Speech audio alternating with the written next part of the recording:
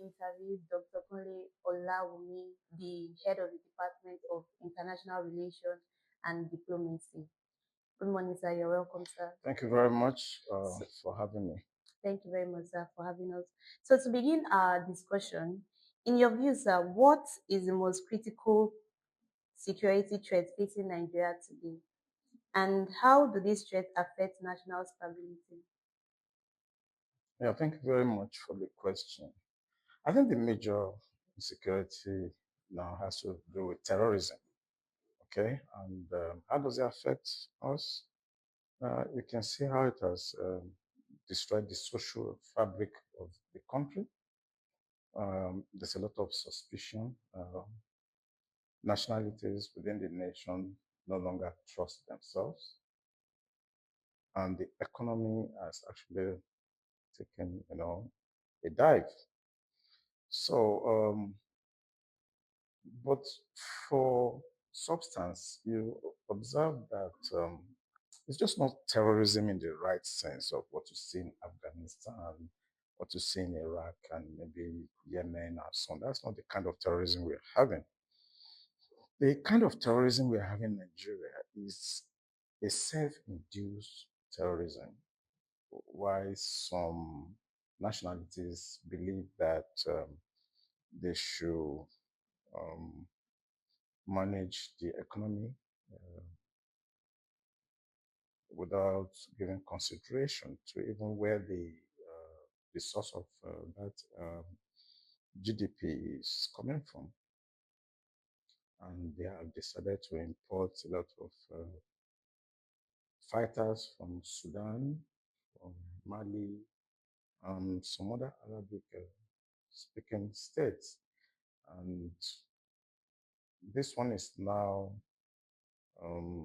what I would call a deception because it is actually covered, or cloaked under religious activities, ideological activities. So when you combine that kind of personal interests of certain nationalities within the country, you see that the kind of security problems we have is not only dynamic, but it's self-induced by the citizens of the country. So, Thank you very much, sir. Sir, you mentioned that the insecurity, the terrorism attack Nigeria is facing is self-induced, unlike other countries that are facing from external people. So, sir, how in the last decade, how has the insecurity changed in the last decade? yeah, in the last decade, I think that's a short time in the history of insecurity in Nigeria. We may have to go as far back as the Civil War period, where uh, some nationality decided that they want to leave the country. I'm talking about 1967 to 1970. I'm sure you're not born at that time. And that's when this issue of animosity, distrust, began. And over the time, it was justified by a certain extraction in the country dominating the polity. And I think it got a point that people decided, no, what is the population of this particular ethnic group? Let us look at the statistics. How many are this ethnic group? A decade back, as you mentioned, there are about 6 to 10 million people. Now they've imported more of their kinds, and I think they are now the range of 15, maybe to 18 million. I'm talking about the Fulanis now. Now, this is a country of about 240, 260 million people. And in my corner, when I think about the kind of insecurity we're having, I actually get worried that a group of people that are less than 20 million are destroying the entire fabric of the security of the country. How do we allow that to happen? They're in the politics, they're in the economy, they're in the religious, they're everywhere. They have a culture that is so toxic and does not tolerate others. So when you say a decade ago, how has it changed? If you calculate a decade ago now, it's going to be like 10 years you're talking about. And that's when Buhari actually came into the scene. When Buhari came into the scene, I think it became heightened because he is a known terrorist apologist. And at the end of the day, he actually drove the country to where we are. Unfortunately, um, the person that also took over the baton of governance perhaps said that it's going to continue from where the former president stopped. The former president spent 8 years. He has spent about 3 years now. And I think the situation has even worsened the past 3 years. Because if you look at the data, the statistics, the between 2020 and now, the terrorists have demanded close to 48 billion naira from people. And after a lot of negotiation and so on, they've been given about 2.8 to 3 billion, you know, and that means they're going to buy more arms, they're going to recruit more people. And the military, despite the high defense budget, they have nothing to show for it. We have the Super Tucano, we have the fighter jets, we have a lot of weapons that were brought during the past decade, as you already mentioned, under President Muhammad Buhari. But today, just look around the country from Borno to Sokoto, and you ask, where are the Super Tucanos? These are aggressive fighter jets that's supposed to be for strafing, to be able to take out, insurgents in the bush and others. Where are the Super Tucanos? I ask, where are they? To the point that we are begging the United States to come and fight our battle here. It's a shame. This country has also gone to Turkey to beg for arms. They've gone to Pakistan to beg for arms.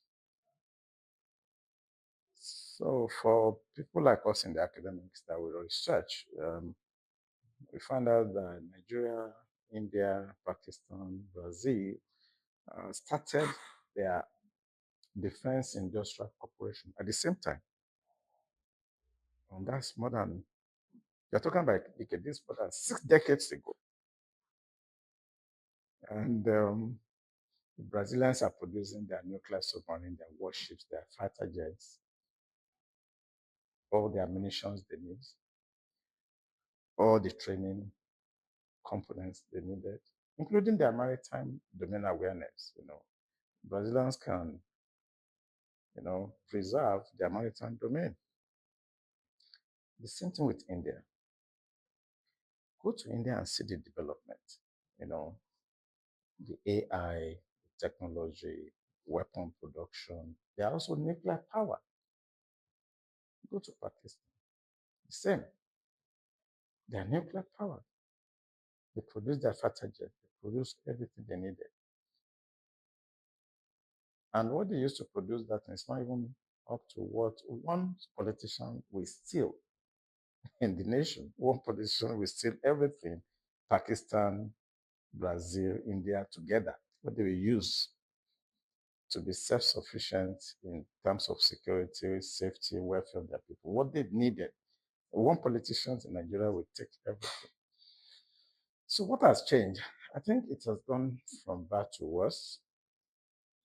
And there's a lot of agitation now. People are arrested.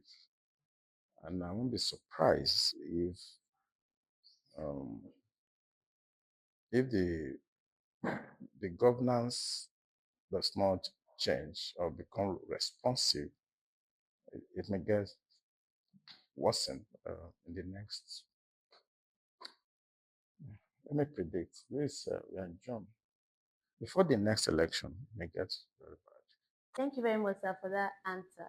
So this brings me to the next question. The current trend now online is those bandits have become very bold, showing their faces online, unlike previously back in the day. They have been very scared to show their face online, but currently they show their faces online. They show their ransom money online. And with the current upgrade in technology, is it not supposed to help the security experts, the policemen, the army, to locate these people and get them? But it seems like that has not been working. Yeah, that's a very deep question because it actually points to the fact that it means the government is involved. Um, there was as far back as 1992, the Nigerian security architecture has the capacity to track as far back as that time, 92. I was the person in charge of the technical cell for the security group in Apapa then. We know we can monitor and track people. Look at 92 till now. So it means that the government has better capacity now to track the Fulani men that are displaying their money and that are making calls. The government has a better capacity now. And if they don't, I mean, there are countries that are ready to help us with softwares, hardwares, satellites, communication, geospatial intelligence. So it's not like, and I know we have a national security advisor.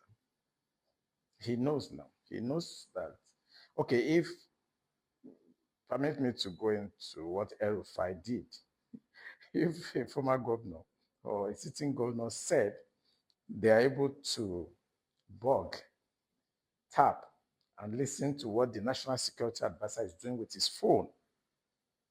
El-Rufai said that. In fact, I think it was yesterday that the case was yesterday. Today is what, 24th. Yeah, it was 23rd. Yesterday that the court actually, tried to decide on that case. They played it in the court. He could track, he could tap, he could listen. He could geolocate the position of the national security advisor as an individual. But the Nigerian government cannot geolocate where the terrorists are operating for. So the government is involved.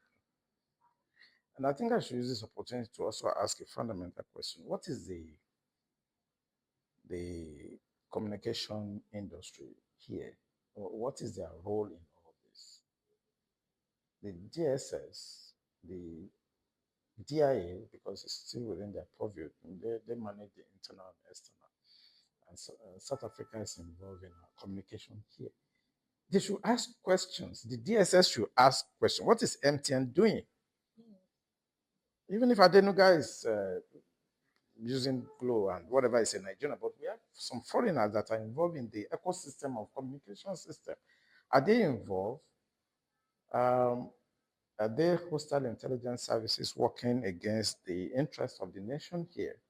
So questions should begin to flow in that line because I know that the government can do this. I know because if they want to locate where I am now, they can. And if the DSS want to arrest me or eavesdrop on my conversation, they can. So why can't you do that? The towers near where those terrorists are, they set pings, and I don't need to go into the technical aspect, but we can locate them. So why are we not? So I think the government should just be kind to themselves first, because history will not be kind with them. President Muhammadu Buhari is late now. The rest is history. President Tinubu also. I give him at least in the next 4 or 5 years. That's given that he will win 2027 election. By 2031, he must, because a constitutional requirement, he must leave the place. So how are we going to speak about him? How do we write the history? How do I teach in the class about the president that ruled this country between 2023 and 2031? because I know he will win the election if there will be any. So how do I teach about him? How do I talk to coming youths? What examples? Because in my own training, we normally, that's the National Defense College in Nigeria here, is like a compulsory exercise.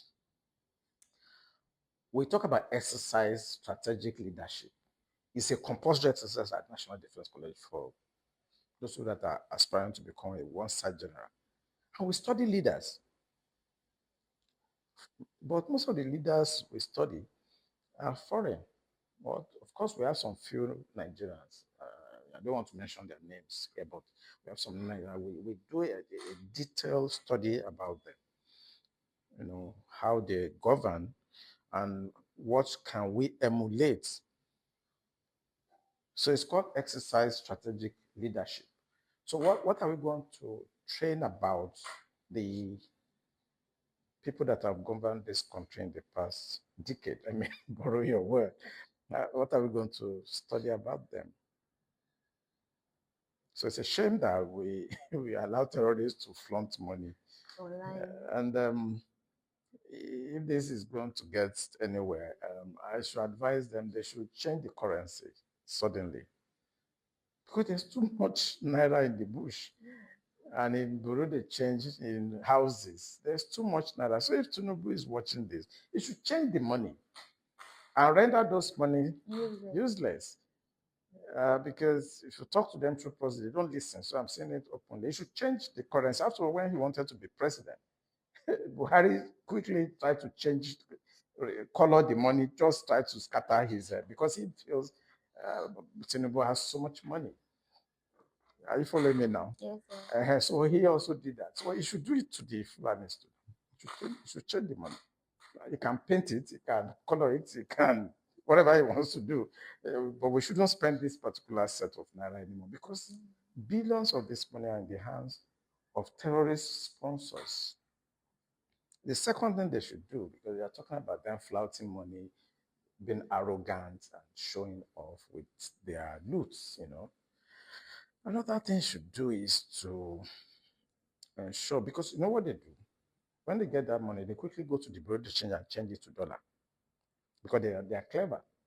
So if you change the money, they're carrying dollar, understand? So that means the CBN, the Central Bank of Nigeria, must be very strong. Because even if you change it to dollar, you can't carry dollar in a Ghana must go back and travel out. You still have to pass it through. And I'm seeing it on this interview that there are some banks that were flouted during Buhari time. I don't want to give time so that people don't say, oh, I'm talking about a particular bank. But people should research those banks that were established when Buhari was president. The NFIU, that's Nigerian Financial Intelligence Unit.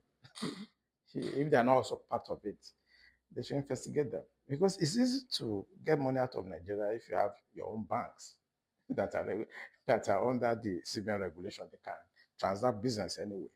But what about if those banks are terrorist banks established purposely to do that? So that's why I said your question is deep, but the solution is what I've given. They can change the money suddenly. And if people are now rushing to put those money in the bank, they should ask, where did you get the money? So once you can follow the money or tinker with the money, the CBN, then this bureau they change something. It seems like this country as everybody just start bureau they change. They can't even speak English. They just carry a gun, they are changing money on the street. It's like it's not supposed to be. So that's why they can flout the money because they know how to, put the money back into the system. Thank you. Thank you very much, sir. Sir, as citizens of this country, what role can we play to help the national security strengthen their security game, the country? Yeah, as I said, I did an interview yesterday, and I think something like this um, was asked. You know, the The problem with intelligence operation, because terrorism is basically an intelligence-led operation. It's not like running to the bush and killing people. Okay. So when you look at the gap now, that's exactly what you just raised. There's a gap in the intelligence operations and intelligence gathering process. And that is the aspect of the human intelligence. Because if you want to study intelligence, you basically look at the raison d'etre. Why intelligence? The idea is to protect people, issue of social welfare, issue of safety, materials, and information. So how do you train intelligent officers to do this? We focus more on technical intelligence, communication intelligence, signals, geospatial, and so on. But the challenge right now is the aspect of human intelligence that is not well developed because of lack of education. The country is poorly educated. So if the people are trained, during the military time, there was a time they called it MAMSA. MAMSA, that's mass mobilization, try to enlighten people through radio, jingles, and so on. Because the concept of terrorists, or let me say fight against terrorism, is basically it's about human intelligence. So the population has a lot of role to play. That's to answer your question. The human intelligence aspect is where the gap is. That is, when you see something, you should say something, isn't it? Yes. And when you say something, you have to be protected by the law and by the police. And after that, your security also should be maintained so that there be confidence for others to also, give information as to the movement of the terrorists. I mean, these terrorists, they don't come from heaven. They live with us. But you're talking about how the population can help, isn't it? Is that your question? Yes, sir. Yeah, they live with us. And there's a problem with the community awareness in terms of the market space, for instance, the motor park where terrorists carry their weapons, carry, you know, even the filling stations and the law that's supposed to restrict the movement of motorcycle because that is their primary mode of transportation. So if they are moving with their motorcycle, they must buy fuel somewhere. Yes. Somebody bring food for them. So the population has more role to play than even the military or the security architecture. You know why? Even the people you think that the soldiers, police, they are from the people like you too. So um, the security is everybody's business, but the government or the system should ensure that they can protect those people that are giving out information. So we call it protection of source. There are things I will say, and somebody will say, "Who told you?" I don't have. I can. They call it reticence. I should be able to maintain my reticence. I'm not going to tell you. What is important is I've passed this information. Do whatever you like with it. So I think the communities, the market women, the food sellers, the food vendors, the petrol dealers, everybody has a role to play. And the government should provide the um, the legal framework to protect that ecosystem. Thank you. Thank you very much, sir. So my next question is, over the last since the last election, we've we've noticed that the economic growth and development of the country has like spiraled down instead of going up, it's going down. So what how has insecurity affected this economic growth and development in Nigeria? Yeah, I did an article. I wrote a paper recently because I went for a seminar or a conference where we discuss issue of the economy, you know, And what I did in that research was that I discovered there are four, uh, I would call it four mechanisms that I use in that. And one of them is as simple as the road. I mean, if I want to travel from here to Kano. Can I today? No, you can. Okay. The second mechanism I used was the pipelines. I'm trying to answer your questions. Your pipelines in Niger Delta, you know, are they protected really? And that is your nerve, that is your blood vessel. Then I use another mechanism which I call the capital market. Do the markets have the security? I mean, have the stability that is needed? Can somebody move money from China or from Hong Kong to come and do what we call FDI, that's foreign direct investment in Nigeria, and stay and employ? So we are looking at the capital markets, the standards of it, and the confidence within the capital market. And I use this mechanisms, we don't have time. So, a lot of what I talk about, I called the productive space security.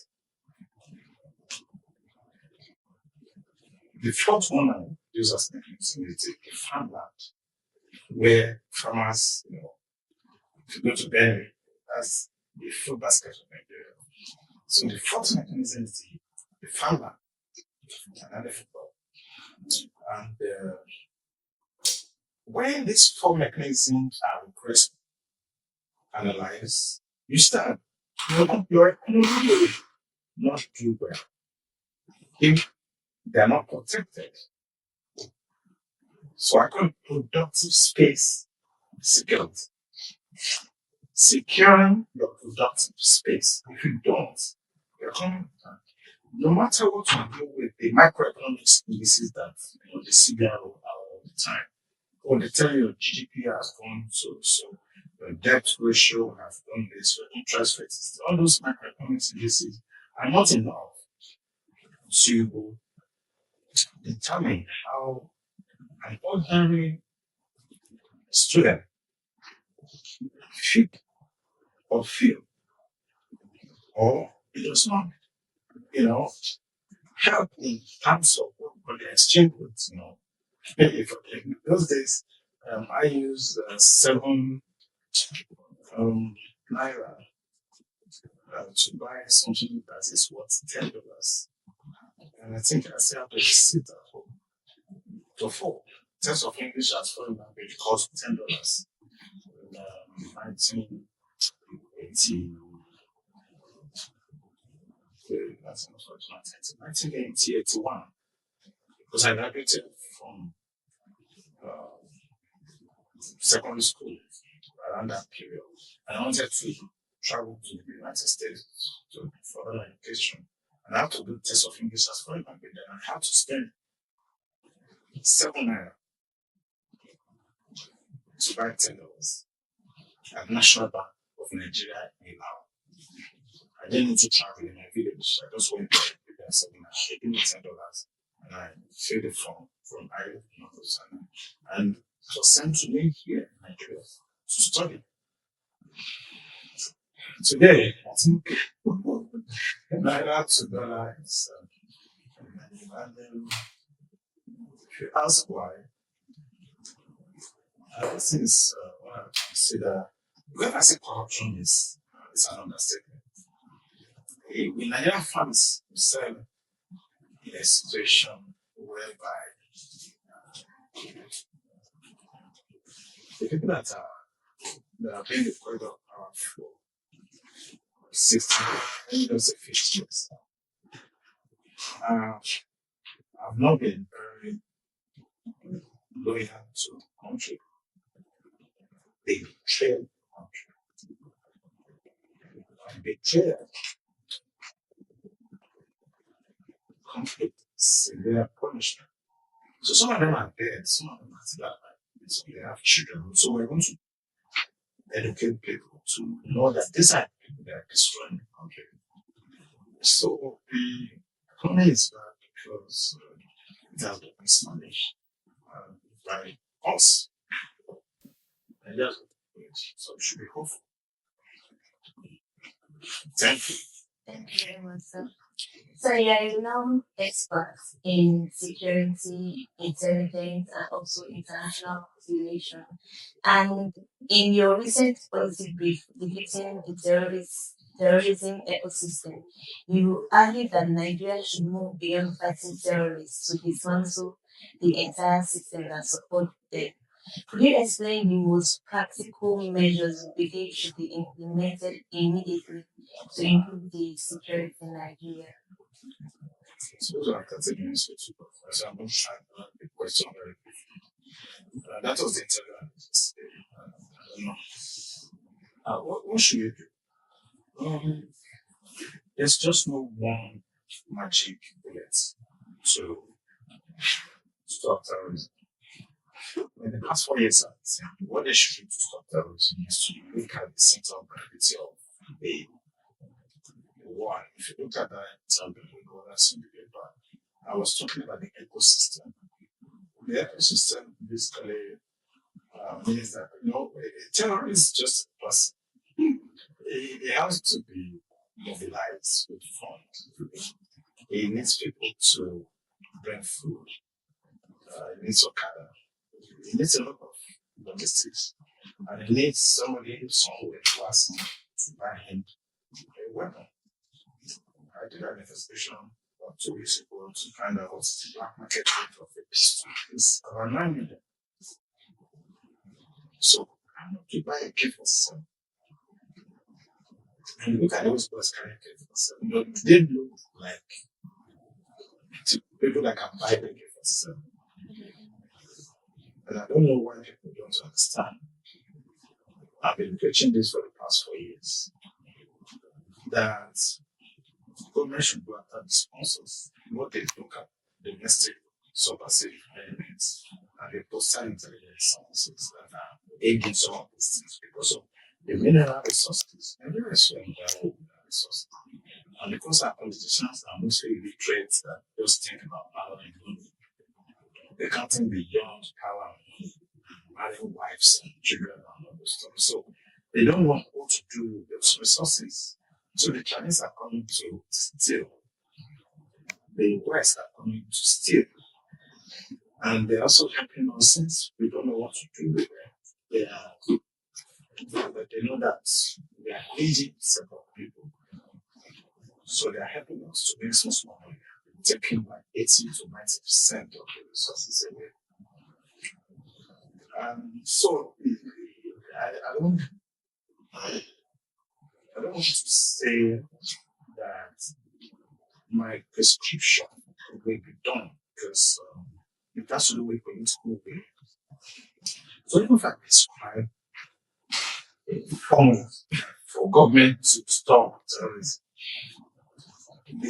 the problem is that people in governance are not willing to, but they're getting small money. I mean, you can call it big, but small money.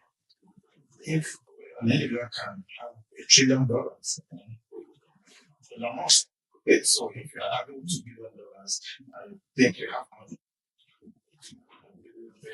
The resources on the ground can transform this country into Switzerland.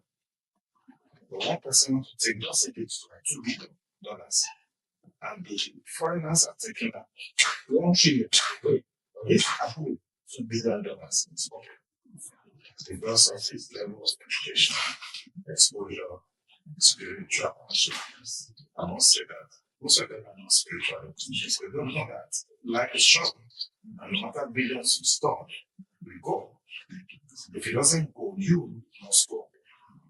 That's the money that even 10 generations cannot finish. For me, to answer your question about the ecosystem has to be holistically maintained and not the terrorists inside the bush that we only for. That doesn't mean a kinetic approach. It's not necessary. It's for the ecosystem, the financiers, all those people that are making sure it happens. That's where we should look at. Building tracing the money. Then, Thank you very much, sir. So we've come to the end of our discussion today, and